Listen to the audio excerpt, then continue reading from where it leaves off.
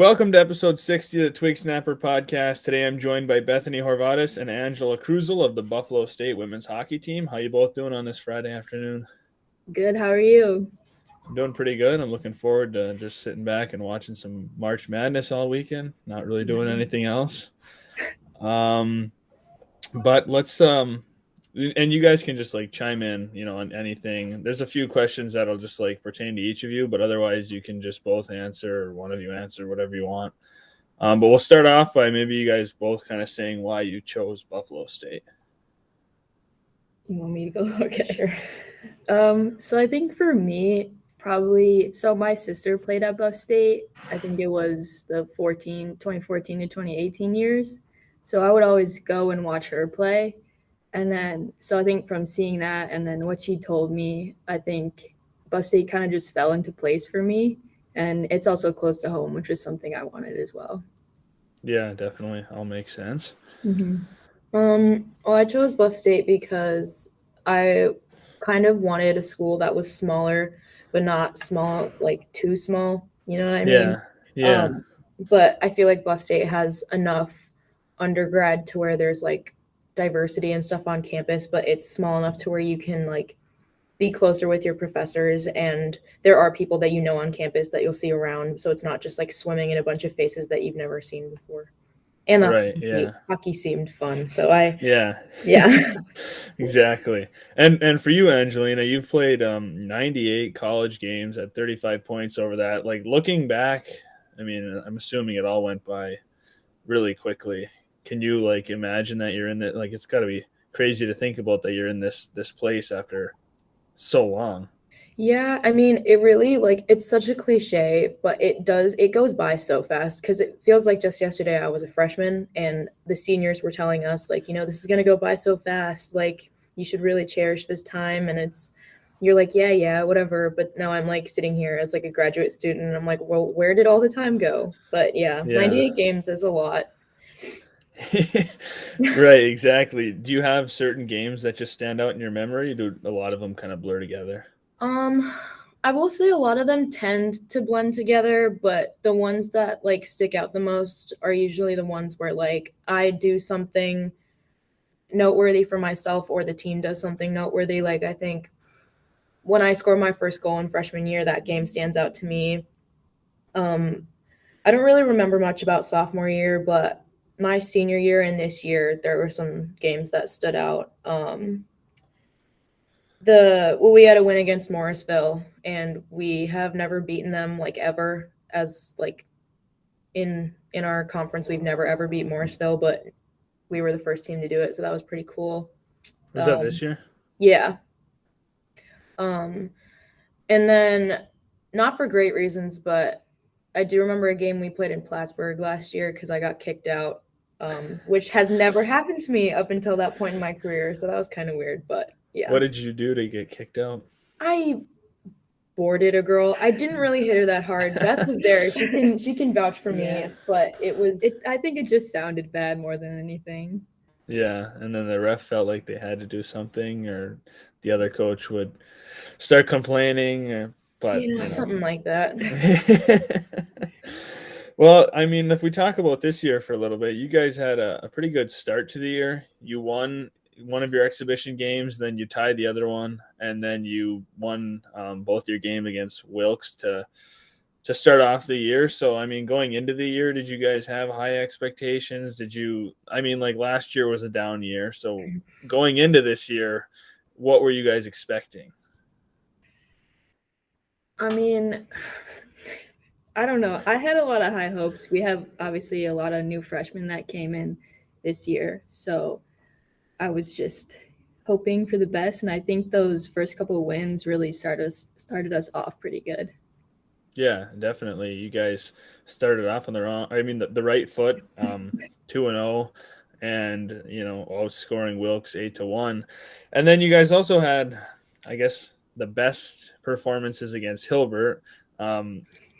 Obviously, they're their newer program and they had a really small roster. So I mean, props to them for playing all those games with all those people, but it's really good for your guys' team too, because you got some good offensive production, get some momentum, confidence, all this other stuff. I think in total you guys outscored them 29-1 through the 3 games, and you each had 6 points over those 3 games. So I guess either one of you can talk about that for a little bit. Just like how do you think those games helped, or a little bit more fun too when you're putting up points instead of somebody's putting up points on you? I think they were definitely fun in terms of the fact that we got to be a little bit more creative and move the puck a little bit differently than we did against teams in our conference where you don't really have that much time. But I think it was a double-edged sword kind of thing because it was really easy to develop like bad habits in the offensive zone, especially because we weren't playing defense. So like I just feel like it was fun in terms of getting to do stuff we don't normally do, but I feel like it also it had a little bit of a negative effect in the fact that it created a little like a few bad habits, especially the first time we played Hilbert, we had Oswego on Friday, and I feel like the habits we picked up in the Hilbert game transferred over into Friday's game, and that was not a fun game for anybody. So Right, yeah. So if you start getting sloppy or different things just because Hilbert's not as good, and then you guys feel like you can do that in another game, but it's not going to exactly. work against the better teams, obviously. But still good to get, be able to score Mm-hmm. 12 goals in a game. Obviously feels good. You guys have a really hard schedule, a pretty hard conference. You play a lot of top 15 teams. I mean, Plattsburgh obviously is one of the best teams in the country, and numerous other teams, Cortland, and just different teams that you guys play. So, I mean, talk about that a little bit. Your coaching and the mentality of your guys' program, knowing that you have to go up against all these nationally ranked programs. Yeah. Yeah, all these teams are pretty tough. I think from like the coaches just telling us to keep like pushing every game and like even though it's hard, like you have to just keep grinding the whole time. And like I mean, Plattsburgh been top of the league this whole time, but I think a lot of the teams are starting to, get better and I think eventually we will be able to like knock them off and our team is also building, so I think we'll be able to get there as well. Right. It's kind of hard when you're in a building stage Yeah. because you play those teams and they can kind of beat up on you, and it's easy to get down on yourselves, even though you're at a completely different stage than they're at. I mean, they've built themselves up to that point, and you guys are in that process. You guys have a really young team, which we'll get to in a second, because we already mentioned you guys kind of had a down year last year, but you guys improved from 1 win to 7 wins. Do you think that was due to the freshmen you brought in? Do you think it was like some of the few upperclassmen that you had and the strides they took moving forward? What do you think was really the main like factor in you guys improving? I think it was kind of a mixture of, I think you would say it was a mixture of everything because, last year we had, like, my class were the only, like, people that had ever done, like, a full season, like, before COVID. And we were the only ones that knew how everything was supposed to go. And, like, her class was coming in as, like, sophomores. Mm-hmm. So they were, but still rookies. Yeah, so we had like a ton of rookies, people that had never like traveled on the road before with us and like never played a college game before, which like the speed is completely different than like youth and all that kind of stuff. But this year I think those underclassmen kind of fell into it a little bit better. And then the rookies that we brought in also brought in a bunch of talent. So it was kind of a mixture of everything, I'd say. Yeah. I mean, it's really promising, like what you guys did with such a young team. You guys have 8 freshmen, 6 sophomores, and then only 5 juniors, 1 senior, and then 1 grad student. So, I mean, the majority of your team is underclassmen. I mean, 14. So, I mean, that's a huge number, a lot of responsibility on them. But out of your top 5 point getters, I think 3 of them were freshmen, which is really good to see that they were able to produce, put up points, and it's like a good building block for the future. Do you think it was tough for you upperclassmen that you like there were so few of you, like to try to like pass down tips? I mean, like it's a little bit easier if there's kind of half and half, juniors and seniors to sophomores and freshmen. But when there's such a small number, it kind of like all falls on your shoulders to help out the younger incoming freshmen. Yeah, I think for a little bit, it definitely felt a little outnumbered. And we kind of had to, as upperclassmen, sort of try our best to rile them together and kind of teach them sort of like how everything works so that they can sort of get into the college hockey motions, I guess. Yeah, you only had one goalie too, right? Yeah. Yeah, A that's lifesaver. Yeah. that's tough though for just to have one goalie not be able to rest at all, or if they're having a bad night, get out of it. But props for sticking it out and having a pretty good season. It gets really tiring, and you see it all the time at every level of hockey. When goalies play over and over and over, eventually they're going to hit a bad game because they're just worn out. Mhm. But hopefully you guys can get another goalie, because that's obviously huge to have a duo. Yeah, I think those are the kind of the main points to talk about with Buffalo State. Obviously, do you guys both think that things are moving in a good direction for like the future of the program based on what you're seeing now with the freshmen coming in and where you guys are at? I think so. I think a lot of it has to do with people's like willingness and like level of commitment and being able to show up to the rink and say, I'm committed to this. I'm going to put everything into it every single day that we have to be here this year and all that kind of stuff. But I think it's definitely like it's just that thing. You got to trust the process, because if you don't and you're just constantly trying to like go against everything that's happening, it's not going to go anywhere. Right. And sometimes the process takes a little bit of time, and people have a hard time with that too. Like, oh, it's not working, we just got to give up. Well, sometimes it takes a little bit longer than everyone thinks, especially at the college level. It's not easy to rebuild and to just start from scratch and build. That's obviously difficult too. But I figured we could do just some kind of like quick questions, just some like personal stuff, foods, ice creams, and random stuff. So, what is each of your favorite foods? Mm. This is so hard for me. I feel like I like a lot of different foods, but I think if I had to pick, I might go with seafood. I feel like Seafood? that's a strange one. Like, not a lot of people like that's their favorite food, but Yeah. I just The love it. other week on the podcast, somebody said some kind of salmon with like a certain Yeah, sauce. That was a new one. Usually people say like pizza and pizza, kind of. yeah, seafood's good. Yeah. I Yeah. mean, I kind of also struggle with this question just because like I just I just love food, you know, and like Beth Yeah. and I, we actually live together and like we just like to mess around in the kitchen sometimes and just like make stuff. But We're on like a spicy kick right now. yeah.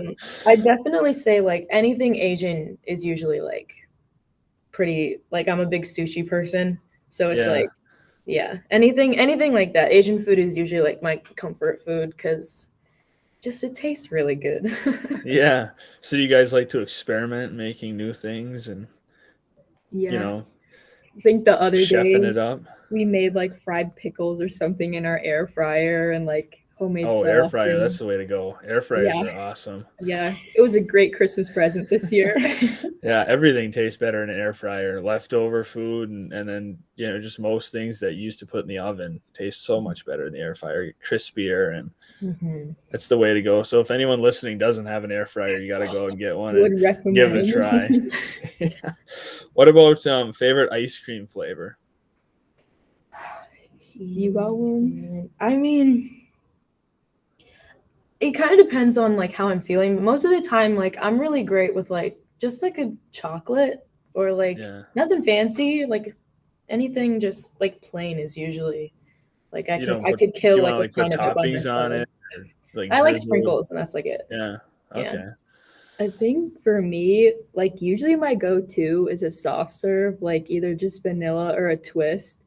But I think if I had to pick like a hard ice cream, it's definitely between like a cookie dough or like a moose tracks, I think. Yeah, those are both good choices. Soft serve is, I don't know, I like it better in Mhm. the summer at least. Like if Mm. I'm gonna get ice cream in the summer, I want a nice soft serve cone or a Blizzard or something, McFlurry, whatever, go to Culver's and get a concrete mixer with something in it. But yeah, soft serve's definitely the way to go.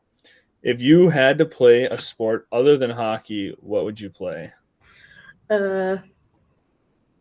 I really would have to say volleyball. I think I played in middle school and then I stopped after that, but I really wish I had kept it going and I miss it, but it'd probably be volleyball. I think it's between two, but I've never actually played either of these. But if lacrosse was a little more physical, I think I would choose lacrosse. But I might try softball, I think. Yeah, I've always thought playing lacrosse would be cool. Yeah. It's not really a thing here in the UP. I think there's one school that's got lacrosse. Otherwise, I mean, like downstate Michigan, there's a lot of schools with lacrosse, but it's just not a thing here. So, I mean, I think it'd be really cool. And there's got to be some similarities to hockey. I see a lot of hockey players that also play lacrosse. Mhm. They do both, and some do them both in college at the D3 level. So there's got to be some like similarities. If you play one, it'd be easy to pick up on the other. But I don't Yeah. know. I always thought it was a cool sport. Yeah, we actually have I think there's four girls from our team are dual sports with lacrosse, so you're Yeah. definitely right on that conjecture for sure. Yeah, I've noticed that it's either field hockey, lacrosse, or like golf, something like that. Like those three seem to be pretty big. I mean, obviously there's some people who maybe they do track or softball or something, but I feel like definitely field hockey and lacrosse are huge for hockey players to dual sport. Mhm. If you could travel anywhere in the world for a 2-week vacation, where would you go? We have the same answer. I don't know You because think it's so? 2 weeks. Like I don't know. It's really hard because I would just want to travel like to so many places, but I think pretty high up would either be like Hawaii or Europe, just because like Europe's so Yeah. small and you can do so much in 2 weeks. But definitely those two would be mine to pick from. Yeah, for me, I think it's Hawaii. I Just don't know. I've always on the wanted to go beaches for a there. couple weeks, see some Yeah. volcanoes, and I want to learn how to surf so bad. yeah, that'd be kind of fun surfing. Mhm. And a couple of the guys who play in the East Coast League, who I've had on were big surfers, like down in Norfolk and like different places. When they were playing there, they got really big into surfing.